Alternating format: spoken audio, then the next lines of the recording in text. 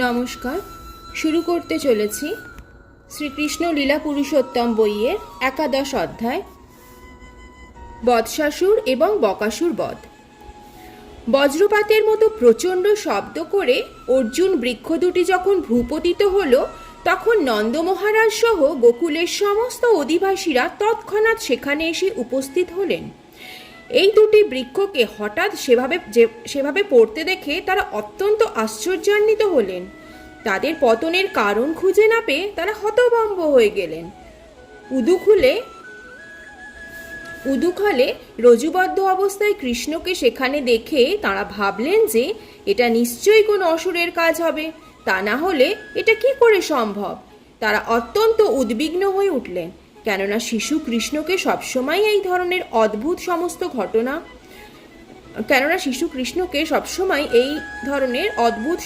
ঘটনা ঘটছিল।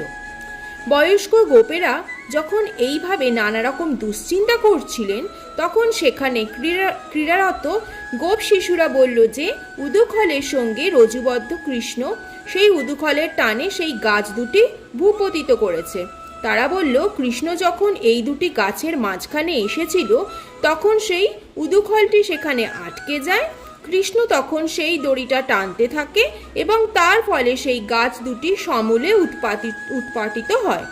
গাছ দুটি যখন পড়ে তখন দুজন জ্যোতির্ময় পুরুষ সেই গাছ দুটি থেকে বেরিয়ে আসে এবং তারা কৃষ্ণের সঙ্গে কথা বলে।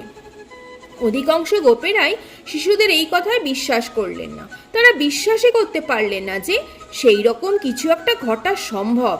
কেউ কেউ কিন্তু তাতে বিশ্বাস করলেন এবং নন্দ মহারাজকে বললেন, তোমার এই শিশুটি অন্য শিশুদের মতো নয়, তার অলৌকিক শক্তির প্রভাবে সেই রকম কিছু ঘটলেও ঘটতে পারে। তার পুত্রের এই অসাধারণ ক্ষমতার কথা শুনে নন্দ মহারাজ হাসতে লাগলেন। তিনি এগিয়ে এসে তার কোমরের দড়িটি খুলে দিলেন। বয়স্কা গোপিকারা তখন কৃষ্ণকে তাদের কোলে তুলে নিলেন। তারা তাকে নিয়ে বাড়ির ভিতরে গেলেন এবং হাততালি দিয়ে তার অদ্ভুত সমস্ত কার্যকলাপ কীর্তন করতে লাগলেন। কৃষ্ণ একজন সাধারণ শিশুর মতো তাদের সঙ্গে সঙ্গে তালি দিতে লাগলেন। পরমেশ্বর ভগবান শ্রীকৃষ্ণ কাঠের পুতুলের মতো সম্পূর্ণভাবে গোপীদের বশীভূত হয়ে নাচতে লাগলেন এবং গান করতে লাগলেন।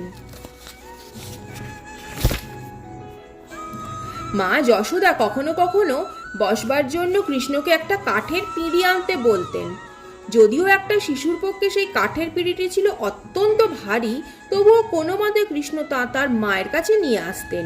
নারায়ণের আরাধনা করার সময় তার পিতা কখনো তাকে তার খড়ম জোড়া নিয়ে আসতে বলতেন এবং কৃষ্ণ অনেক কষ্টে মাথায় করে সেই খড়ম জোড়া তার পিতার কাছে নিয়ে আসতেন। যখন তাকে কোনো ভারী জিনিস তুলতে বলা হতো এবং তিনি সেটা তুলতে পারতেন না, তখন তিনি কেবল তার হাত নাড়তেন। এইভাবে প্রতিদিন প্রতিক্ষণ তিনি তার পিতামাতাকে অসীম আনন্দে মগ্ন রেখেছিলেন। তিনি শিশুসুলভ এই সমস্ত লীলা ব্রজবাসীদের প্রদর্শন করেছিলেন, কেননা যে সমস্ত মুনি ঋষিরা পরম তত্ত্বের অনুসন্ধান করছেন তাদের তিনি দেখতে চেয়েছিলেন যে কিভাবে পরম তত্ত্ব পরমেশ্বর ভগবান তার শুদ্ধ ভক্তদের ইচ্ছার বশীভূত হয়ে যান। একদিন এক ফলওয়ালি নন্দ মহারাজের বাড়ির সামনে এসে হাঁকতে লাগলো, ফল চাই, ফল চাই, ভালো ফল আছে, কে কিনবে এসো। শিশু কৃষ্ণ তৎক্ষণাৎ তার ছোট্ট ছোট্ট হাতে করে কিছু শস্য নিয়ে এসে তার বিনিময়ে কিছু ফল নিতে এলো। তখনকার দিনে বিনিময় মাধ্যমে ক্রয় বিক্রয় হতো, তাই বড়দের শস্যের বিনিময়ে ফল কিনতে দেখে শ্রীকৃষ্ণ তারই অনুকরণ করছিলেন। কিন্তু তার হাত দুটো ছিল অত্যন্ত ছোট, আর তার ওপর সেগুলি আনতে আনতে তার অধিকাংশ মাটিতে পড়ে গেল। যে ফলওয়ালিটি ফল বিক্রি করতে এসেছিল সে এইভাবে কৃষ্ণকে আসতে দেখে তার রূপে মুগ্ধ হয়ে তার হাতের অবশিষ্ট কয়েক দানা শস্যের বিনিময় তার হাত ভর্তি করে ফল দিয়ে দিল। তখন সে দেখল যে তার ফলের ঝুড়িটি মণিমাণিক্যে পূর্ণ হয়ে গেছে। ভগবান হচ্ছেন সব রকমের আশীর্বাদ প্রদাতা, তাই কেউ যখন ভগবানকে কিছু দেয় তাতে তার কোনো ক্ষতি হয় না, উপরন্তু প্রতিদানে তার লক্ষ কোটি গুণ বেশি লাভ হয়। একদিন যমলার্জুনের মুক্তিদাতা শ্রীকৃষ্ণ যমুনার তীরে বলরাম সহ অন্যান্য শিশুদের সঙ্গে খেলা করছিলেন। তখন অনেক বেলা হয়ে গিয়েছিল, তাই বলরামের মা রোহিণী তাদের ঘরে ফিরে আসবার জন্য ডাকতে গিয়েছিলেন। কিন্তু কৃষ্ণ এবং বলরাম তখন তাদের বন্ধুদের সঙ্গে খেলায় এত মত্ত ছিলেন যে তারা বাড়ি আসতে চাইলেন না। তারা খেলেই যেতে লাগলেন। তাদের ঘরে ফিরিয়ে নিয়ে যেতে অসমর্থ হয়ে রোহিণী বাড়ি ফিরে এসে মা যশোদাকে পাঠালেন তাদের ডেকে আনবার জন্য। মা যশোদা তার পুত্রের প্রতি এত স্নেহবৎসল ছিলেন যে তাকে ঘরে ফিরে যাওয়ার জন্য ডাকতে আসা মাত্রই তার স্তন দুগ্ধপূর্ণ হয়ে উঠল। তিনি উচ্চস্বরে ডাকতে লাগলেন, কৃষ্ণ, তোমার খাওয়ার সময় হয়েছে, বাড়ি চলো। হে নীলোৎপল লোচন কৃষ্ণ, আমার কাছে এসে আমার স্তন্যপান করো। তুমি অনেক খেলা করেছো, এখন নিশ্চয়ই তোমার ক্ষুধা পেয়েছে। তুমি এখন নিশ্চয়ই ক্লান্ত হয়ে পড়েছো, এখন আর খেলার দরকার নেই। তিনি বলরামকে আহ্বান করে বললেন, হে কুলনন্দন বলদেব, তোমার ছোট ভাই কৃষ্ণকে নিয়ে এক্ষুনি ফিরে এসো। সেই সকাল থেকে তোমরা খেলা করছো, এখন নিশ্চয়ই তোমরা পরিশ্রান্ত হয়ে পড়েছো। এখন ঘরে ফিরে এসে ভোজন করো। তোমাদের পিতা নন্দ মহারাজ তোমাদের জন্য অপেক্ষা করছে। তোমরা ফিরে না আসা পর্যন্ত তিনি খাবেন না, তাই তাড়াতাড়ি ফিরে এসো। কৃষ্ণ এবং বলরাম যখন শুনলেন যে নন্দ মহারাজ তাদের জন্য অপেক্ষা করছেন এবং তাদের অনুপস্থিতিতে তিনি কিছুই খাবেন না, তখন তারা খেলা শেষ করে ঘরে ফিরে গেলেন। তাদের অন্যান্য খেলার সাথীরা তখন অভিযোগ করলো, আমাদের খেলা এখন জমে উঠেছে আর কৃষ্ণ এখন চলে যাচ্ছে। এবারের মতো ওকে আমরা যেতে দিলাম, এরপরে আর কখনো আমরা ওদের খেলায় নেব না। এইভাবে তার খেলার সাথীরা যখন তাকে ভয় দেখালো যে তারা আর তাকে খেলতে নেবে না, কৃষ্ণের তখন খুব ভয় হলো এবং বাড়ি ফিরে যাওয়ার পরিবর্তে তিনি আবার তার বন্ধুদের সঙ্গে খেলতে শুরু করলেন। তখন মা যশোদা শিশুদের তিরস্কার করলেন এবং কৃষ্ণকে বললেন, প্রিয় কৃষ্ণ, তুমি কি মনে করো যে তুমি একটা সাধারণ ছেলে? তোমার কি কোনো ঘর বাড়ি নেই? সেই সকাল থেকে খেলা করার ফলে তোমার সারা শরীর ধুলো লেগে ময়লা হয়ে গেছে। এখন চলো বাড়ি গিয়ে স্নান করবে। আর তাছাড়া আজ তোমার জন্মদিন, তাই তোমাকে আজ ব্রাহ্মণদের গাভী দান করতে হবে। তোমার বন্ধুদের দেখো, তাদের মায়েরা তাদের কি রকম সুন্দর করে পরিষ্কার করে নানা রকম অলংকার দিয়ে সাজিয়ে দিয়েছেন। চলো এখন বাড়ি চলো, স্নান করে সুন্দর পোশাক পরো, তারপরে আবার এসে খেলতে পারবে। এইভাবে মা যশোদা ব্রহ্মা এবং দেবাদিদেব শিব আদি দেবতাদেরও উপাস্য শ্রীকৃষ্ণ এবং বলরামকে ডেকে নিয়ে গেলেন। তিনি মনে করেছিলেন যে তাঁরা তাঁরই শিশুপুত্র। মা যশোদা দুলাল কৃষ্ণ এবং বলরাম যখন বাড়ি ফিরে এলেন, তখন তিনি তাদের খুব ভালো করে স্নান করালেন এবং নানা রকম অলংকারে ভূষিত করলেন।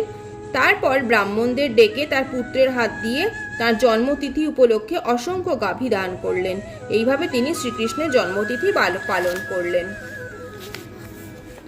এই ঘটনার পর নন্দ মহারাজের নেতৃত্বে সমস্ত বৃদ্ধ গোপেরা সমাবেত হলেন। তারা নিজেদের মধ্যে আলোচনা করতে লাগলেন, মহাবনে অসুরদের নানা রকম উৎপাত হচ্ছে, সুতরাং এখন কি করা কর্তব্য। সেই সভায় নন্দ মহারাজের ভাই উপানন্দ উপস্থিত ছিলেন। তিনি ছিলেন অত্যন্ত অভিজ্ঞ এবং সুপণ্ডিত এবং তিনি ছিলেন কৃষ্ণ এবং বলরামের পরম হিতৈষী। তিনি গোপীদের নেতা ছিলেন এবং তিনি সেই সভায় উপস্থিত সকলকে সম্বোধন করে বললেন, বন্ধুগণ, এখন আমাদের এখান থেকে অন্য কোথাও চলে যাওয়া উচিত, কেননা আমরা দেখছি যে বারবার সমস্ত অসুরেরা এসে নানা রকম উৎপাত করে নানা রকম অশান্তির সৃষ্টি করছে। তারা বিশেষ করে ছোট শিশুদের হত্যা করার চেষ্টা করছে। পুতনা যে কিভাবে কৃষ্ণকে হত্যা করতে চেয়েছিল সে কথা নিশ্চয়ই আপনাদের মনে আছে। ভগবান শ্রী হরির কৃপাতেই কেবল কৃষ্ণ সেই রাক্ষসীর হাত থেকে রক্ষা পেয়েছিল। তারপর তৃণাবর্ত অসুর কৃষ্ণকে আকাশে উড়িয়ে নিয়ে গিয়েছিল, কিন্তু ভগবান শ্রীহরির কৃপায় আমাদের কৃষ্ণ অক্ষত অবস্থায় আমাদের কাছে ফিরে এসেছে এবং পাথরের উপর পড়ে সেই অসুরটির মৃত্যু হয়েছে। অনেক দিন আগেই এই শিশুটি দুটি গাছের মাঝে খেলা করছিল এবং হঠাৎ প্রচণ্ডভাবে সেই গাছ দুটি সমূলে উৎপাটিত হয় এবং সৌভাগ্যক্রমে শিশুটির গায়ে একটি আঁচড়ও লাগেনি। ভগবান শ্রীহরি আবার তাকে রক্ষা করেছেন।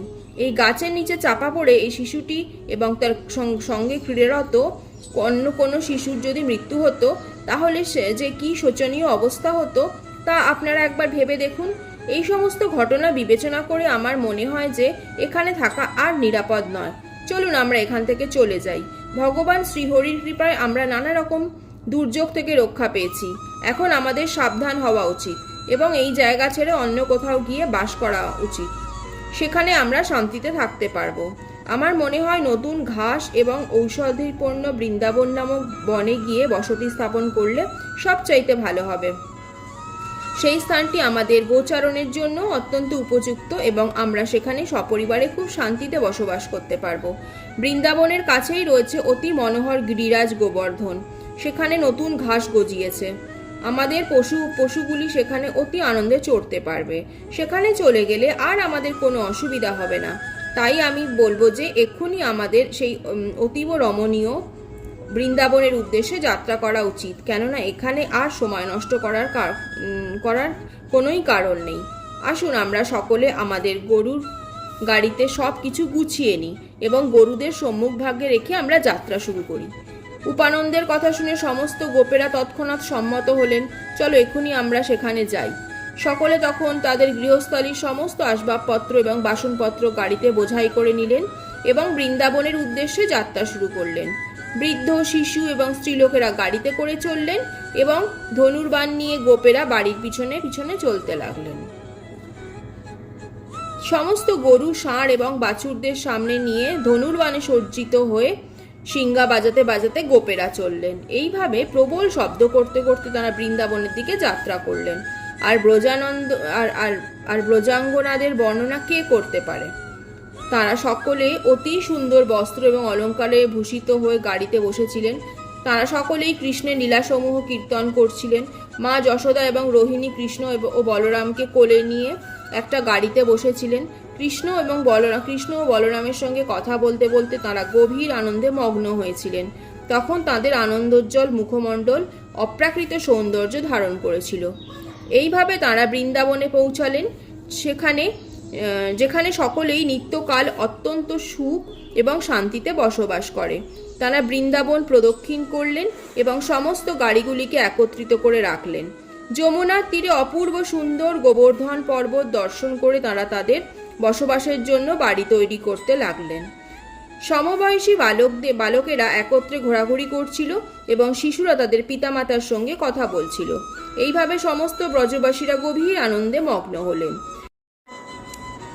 সেই সময় কৃষ্ণ এবং বলরামকে বাছুরদের দেখাশোনা করার ভার দেওয়া হলো। গোপবালকদের প্রথম দায়িত্ব হচ্ছে ছোট ছোট বাছুরদের দেখাশোনা করা। শৈশব থেকেই এই বিষয়ে শিক্ষা দেওয়া হতো। তাই কৃষ্ণ এবং বলরাম অন্য সমস্ত গোপবালকদের সঙ্গে গোচারণে গিয়ে বাছুরদের চড়াতেন এবং তাদের খেলার সাথীদের সঙ্গে খেলা করতেন। বাছুরদের পরিচালনা করতে করতে কখনো দুই ভাই তাদের বাঁশি বাজাতেন, আর কখনো বা তারা আমলকি ও বেল নিয়ে ছোট্ট ছোট্ট শিশুরা যেমন বল খেলে সেইভাবে খেলা করতেন। কখনো বা তারা নাচতেন এবং তাদের পায়ে নুপুরের মধুর শব্দ হতো। কখনো বা গায়ে কম্বল জড়িয়ে তারা গাভী এবং ষাঁড় সেজে খেলা করতেন। এইভাবে কৃষ্ণ আর বলরাম সাথীদের সঙ্গে খেলা করতেন। এই দুই ভাই কখনো কখনো আবার গাভী এবং ষাঁড়দের শব্দ অনুকরণ করে ষাঁড়ে ষাঁড়ে লড়াইয়ের খেলা করতেন। কখনো বা তারা বিভিন্ন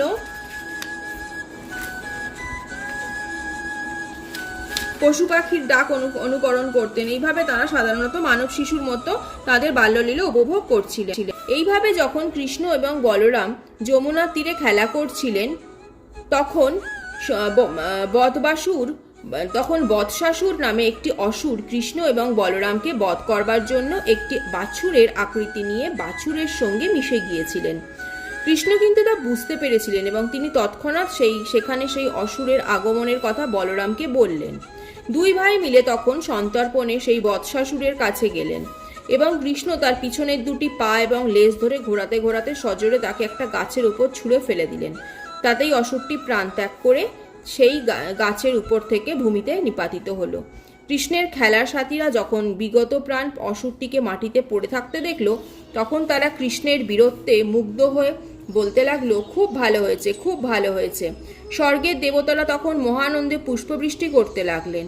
এইভাবে সমস্ত সৃষ্টির পালক কৃষ্ণ ও বলরাম প্রতিদিন সকালে বৃন্দাবনে গোচারণে বাছুরদের চড়াতেন এবং এইভাবে ব্রজের রাখাল রূপে তারা তাদের বাল্যলীলা উপভোগ করতেন।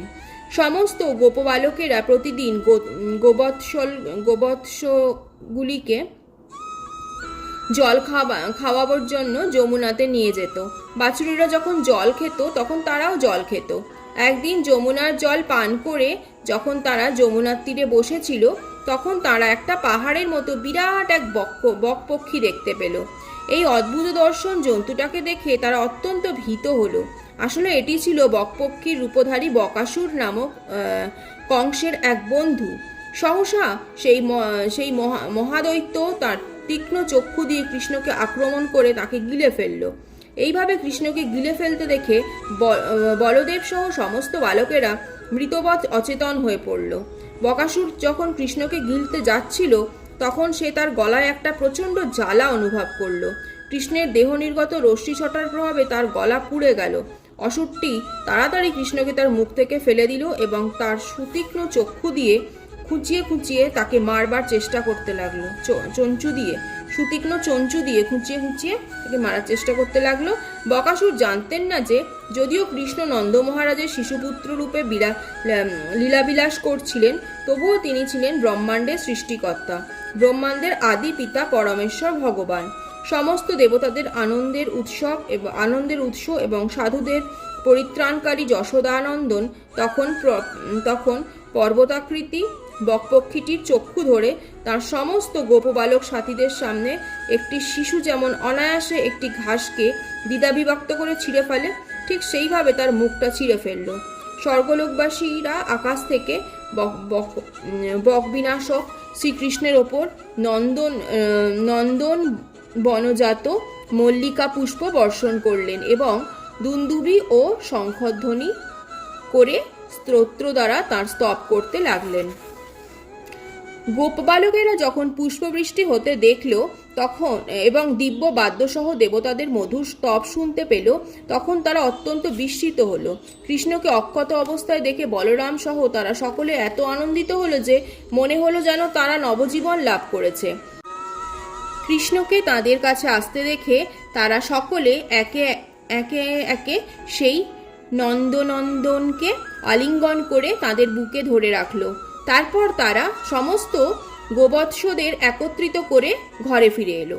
গৃহে ফিরে তারা নন্দদুলালের অদ্ভুত কার্যকলাপ সম্বন্ধে সকলকে বলতে লাগলো। যখন সমস্ত গোপ এবং গোপিকারা শিশুদের কাছ থেকে সেই ঘটনার বর্ণনা শুনলেন তখন তারা অত্যন্ত আনন্দিত হলেন, কেননা তারা সকলেই কৃষ্ণকে তাদের প্রাণের থেকেও বেশি ভালোবাসতেন এবং তার মহিমা ও বীরত্বের কাহিনী শুনে তার প্রতি তাদের স্নেহ আরও বর্ধিত হলো। কৃষ্ণ যে আবার মৃত্যুমুখ থেকে উদ্ধার পেয়েছে সেই কথা চিন্তা করে তারা গভীর স্নেহ ও ভালোবাসার সঙ্গে তার মুখের দিকে তাকিয়ে রইলেন। তারা সকলেই খুব উদ্বিগ্ন হয়ে পড়েছিলেন, কিন্তু তবুও কৃষ্ণের মুখমণ্ডল থেকে তারা তাদের দৃষ্টি ফেরাতে পারলেন না এবং গোপিকারা নিজেদের মধ্যে বলাবলি করতে লাগলেন যে অসুর কতবার শিশু কৃষ্ণকে আক্রমণ করেছে, তবুও তারা কৃষ্ণের কোনো অনিষ্ট করতে পারেনি, উল্টে তারাই একে একে নিহত হয়েছে। তারা নিজেদের মধ্যে বলাবলি করতে লাগলেন কিভাবে কত অসুর তাদের দুর্ধর্ষ শরীর নিয়ে কৃষ্ণকে হত্যা করবার জন্য তাকে আক্রমণ করেছে। কিন্তু ভগবান শ্রীহরির কৃপায় তারা কৃষ্ণের শরীরে একটা আঁচড় পর্যন্ত কাটতে পারেনি। পক্ষান্তরে একটা ক্ষুদ্র পতঙ্গ যেমন আগুনে পুড়ে মরে যায়, ঠিক সেইভাবে তারা একে একে নিহত হয়েছে। বেদজ্ঞ এবং জ্যোতিষশাস্ত্র বিশারদ গর্গমুনির কথা তাদের মনে পড়ে গেল। তিনি বলেছিলেন যে অসুরেরা এই বালকটির অনিষ্ট সাধন করবার চেষ্টা করবে। এখন তারা দেখলেন যে তার কথা অক্ষরে অক্ষরে সত্য হয়ে যাচ্ছে। নন্দ মহারাজ সহ সমস্ত প্রবীণ গোপেরা কৃষ্ণ এবং বলরামের অদ্ভুত সমস্ত কার্যকলাপের কথা বলাবলি করতেন এবং সেই আলোচনায় তারা এতই মগ্ন হয়ে থাকতেন যে তারা এই জড়জগতের ত্রিতাপ দুঃখের কথা সম্পূর্ণভাবে ভুলে যেতেন। এটাই হচ্ছে কৃষ্ণ ভাবনামৃতের প্রভাব। কৃষ্ণের চিন্তায় মগ্ন থেকে আজ থেকে 5000 বছর আগে নন্দ মহারাজ যে আনন্দ উপভোগ করেছিলেন, শ্রীকৃষ্ণের দিব্য লীলাবিলাসের কাহিনী আলোচনা করে আজও আমরা সেই আনন্দ উপভোগ করতে পারি। শ্রীরামচন্দ্রের জন্য বানরেরা যে সেতু তৈরি করেছিল এবং হনুমান যে লাফ দিয়ে সমুদ্র পার হয়ে লঙ্কায় গিয়েছিল, তার অনুকরণে কৃষ্ণ এবং বলরাম তাদের সাথীদের সঙ্গে খেলা করে তাদের বাল্য লীলার বিলাস করেছিলেন। ইতি লীলা পুরুষোত্তম শ্রীকৃষ্ণ গ্রন্থের বৎসাসুর এবং বকাসুর বধ নামক 11 অধ্যায়ের ভক্তি বেদান্ত তাৎপর্য সমাপ্ত হল। নমস্কার বন্ধুরা, শুনতে থাকুন, সাথে থাকুন। খুব শীঘ্রই হাজির হচ্ছি পরবর্তী দ্বাদশ অধ্যায় নিয়ে। ততক্ষণের জন্য নমস্কার।